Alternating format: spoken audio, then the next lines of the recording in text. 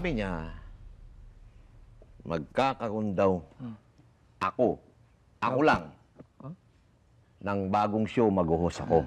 Wow! Ang galing mo na ko! Tuloy-tuloy na yan. Alam mo, sa totoo lang, buti na lang, Salvador. Hindi ako nagsisinda. Ikaw ang partner ko. Ang galing mo talaga. Ang galing-galing mo. Salvador, Oli, mag-report ka ulit laban sa Enlea at sa kay General Jacinto, ha? Gustong-gusto namang audience yan. Kaya, bubugin natin yung isyong yan, ha? Sige, boss. Maghahanap kami ng mga interview para makapag-report kami. Pumunta ka sa lugar para ma-feel natin ang setting. Mag-focus ka ng pagbibira kay Jacinto. Yung manghang, talaban. At lalong-lalo na yung delikado. Galingan nyo, ha? Sige! Teka, Salvador. Akala ko ba ikaw na yung mag-host? Eh, bakit field reporting pa rin yung pinapagawa sa'yo? Basta. Nagre-report tayo. Ang importante, may trabaho ako. Sabit ka, may trabaho ka din. Tama, Salvador. Pag hindi ako nabwisit sa'yo. Bingo. Let's go. Okay. Salamat, Salvador. Kailangan, ang keyword is astig and masa. Boss, boss. Salvador, buti nandito ka. Anong meron dito, boss? Ano ka ba? In an hour, maglo-look test tayo para sa makeover mo. Salvador, iba ka! Isang batalyon magme-makeover sa'yo para intindi mo. Para saan? Para sa bago mong show.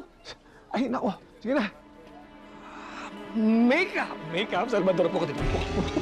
Dali. Ano yan? Pare, ang pogi mo. Bakla. Pukutin mo.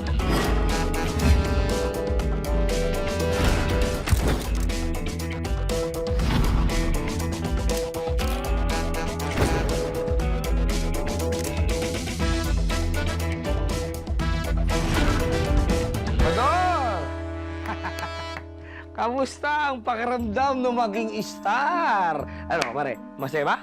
Reporter pa rin ako, no? Iba lang ang format. Sakali, starlet.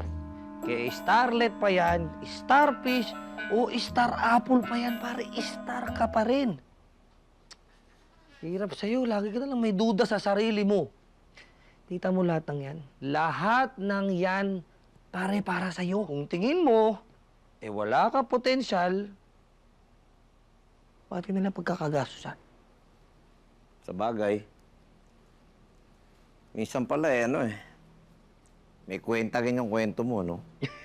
Pare, siyempre, partner tayo eh. Nag-aadab na puso, ikaw ang